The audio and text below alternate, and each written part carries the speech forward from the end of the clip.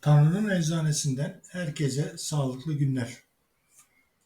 İlk tanıtım videomuzda bahsettiğimiz gibi bugün kırlangıç otundan bahsedeceğiz. Kırlangıç otunun faydalarını özetlemek gerekirse kısaca bir vücudun zehirli maddelerini temizler, 2 bağışıklık sistemini güçlendirir, 3 bağırsakları çalıştırır, 4 karaciğer fonksiyonlarını düzeltir, 5 cilt hücrelerini yeniler, 6 bu önemli sarılığı iyileştirir. Detayına sonra gireceğiz. 7 aşırı tüylenmeyi önler. Kadınlarda, erkeklerde vücutlarında bazen tüylenme çoğalır. Bunu kısaca burada bahsedeyim. Maria Treben der ki bu böbreklerin iyi çalışmamasından kaynaklıdır der. O yüzden burada aşırı tüylenme için de suyunu kaynatıp suyunu tüylenen yerlere sürebilirsiniz. Ve tabii ki çayını kaynatıp içebilirsiniz. Kaynatmak derken kaynak suya atıp demliyorsunuz. Otu kaynatmıyorsunuz. 3 dakika sıcak suyun içinde, kaynar suyun içinde bekletip demliyorsunuz. 8 sinüzit tedavisinde kullanılıyor. Bunu şimdi 9'la birleştireceğim. Göz hastalıkları için kullanılıyor. Göz için kullanırken aynı zamanda sinüzit de boşaltabiliyor. YouTube'da bazı videolar var. Onları da izleyebilirsiniz ama ben size bahsedeceğim. Göz için saksıda yetiştirdiniz. Yapraklardan birini alıp önce ikiye sonra dörde katladığınızda köşesinden bir damla salgılar dışarı çıkar. Ondan toplu iğne başı kadar kirpinizin alt kısmına değdiriyorsunuz. Bundan sonra gözde ufak bir yanma oluyor. Biraz acılı olabilir. Çok fazla olmamak üzere. Ve başınızı öne eğiyorsunuz. Burnunuzdan ve gözünüzden yaşlar geliyor. Göz için kullanırken burnunuzdan da yaşlar geliyor. Sinüzit bu arada boşalmış oluyor. Sinüzit için de ayrıca kullanabiliyorsunuz.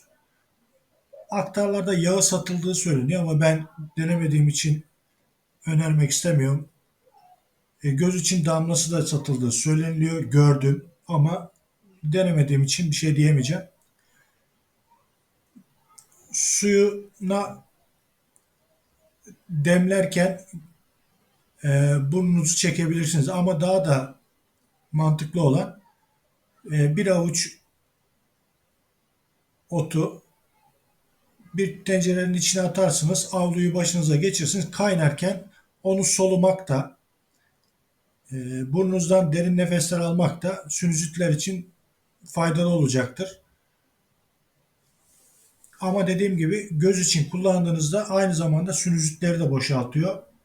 Hayır ben sadece sinüzit için derseniz e, yağını da alabilirsiniz. İnternette birçok sitede satılıyor. Kırlangıç otu yağı yazın buluyorsunuz zaten. Dediğim gibi otu kaynatarak direkt ateşin altında kaynar vaziyetteyken otun havluyla kafanızı sarıp solayabilirsiniz de. Göz için burada çok ince ayrıntılar var. Onu da belirtmek isterim. YouTube'da dediğim gibi arayıp kırlangıç otu göz tedavisi yazarsanız bazı YouTube'da videolar var. Yaşlı bir dedemiz var. O kendisi yapıyor. İnsanlar kendi yapmak istemiyor ona gidiyorlar ama herkes yakınında değil tabii. Uzun bir yolculuk olabilir. Ama kendiniz uygulamak isterseniz ben kısaca tekrar anlatayım. Maria Treven'in kitabında da sarıyla çizdim. Orada videoları durdurup okumak istediğiniz yerleri okuyabilirsiniz. Göz için saksıda yetiştirdiğiniz bir tane yaprağı lazım. Yaprağını önce ikiye sonra dörde katladığınızda köşesinden bir sıvı geliyor. O sıvıdan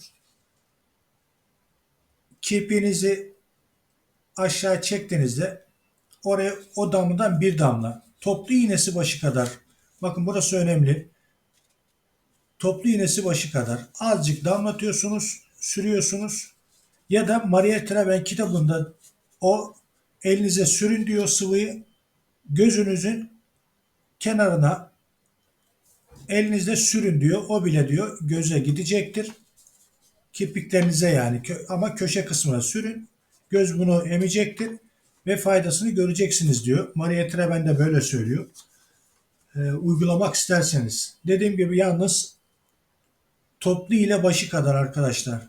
Fazlası fazla canınızı yakar. Canınızın yanmasını çok istemiyorsanız, hafif geçsin istiyorsanız toplu iğne başı kadar. Evet, özetle madde madde anlattım.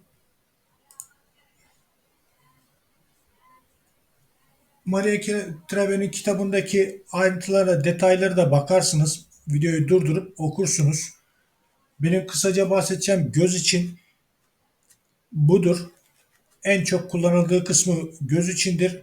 Ama dediğim gibi diğer 7 madde de önemli. Kabızlığa da kan temizlemeye de çok faydalı. Bir bitki sarılığa, özellikle sarılığa kitapta gene altını çizdim. Maria Treven'in kitabında sarılık için nasıl önerdiğini de görebilirsin. Çayını tekrar tekrar söylüyorum. Ayrıntılar önemli arkadaşlar bitkilerde. Kaynatmıyorsunuz. Kaynak suyu bir su bardağına döküyorsunuz. Onun içine bir tutam atıyorsunuz. Az bir şey. Onu 3 dakika minimum 3 maksimum 5 dakika 4 dakika yeterlidir. Bekletip sonra süzgeçten süzüp o suyu içiyorsunuz yavaş yavaş. Otların %90'dan fazlası bu şekilde demlenir. İstisnalar var. Öksü otu mesela soğuk demlenir. Bazı birkaç ot var şimdi aklıma gelmiyor. Onlar kaynatılarak yapılabilir. Ama genelde %90 sıcak suyun içine koyularak demlenir. Kaynatılmaz direkt. Kaynatma sadece yeni kopardığınız şeylerde olur. Maydanoz mesela bahçeden kopardınız veya satın aldınız, onu küçük küçük doğrarsınız. Bir tencereye atıp kaynatırsınız 5 dakika. Onun suyunu içersiniz sabahları. Onlar yaş olanlar için. Özetle söyleyebileceklerim bu kadar arkadaşlar. Kırlangıç otunu tavsiye ederim. Kullanım için bir takım görseller koydum. Durdurup bakabilirsiniz. YouTube'da da ararsanız bazı videolar var. Ben onlara girmeyeceğim. Oradan da faydalanabilirsiniz. Ama kendiniz uygularsanız çok zor bir şey değil. Basit bir yöntem. Sadece dikkat edeceğiniz bir iki husus var. Birisi çok fazla damlatmamak. Bir damla toplu iğne başı kadar sürmek. İki, orayı da unutmayayım. İkiyi oraya koyayım. İki, haftada bir uyguluyorsunuz arkadaşlar. Göz için uygularken haftada bir. 3 hafta öneriliyor. Siz kendi gözünüze bakarsınız. Gözünüzde bir takım rahatlamalar hissedeceksiniz zaten. Miyopa, hipermiyopa, katarak olanlara çok faydalı olduğu söyleniliyor. Denemenizi tavsiye ediyorum. Şimdilik söyleyebileceklerim bu kadar. Görüşmek dileğiyle. Hoşça kalın.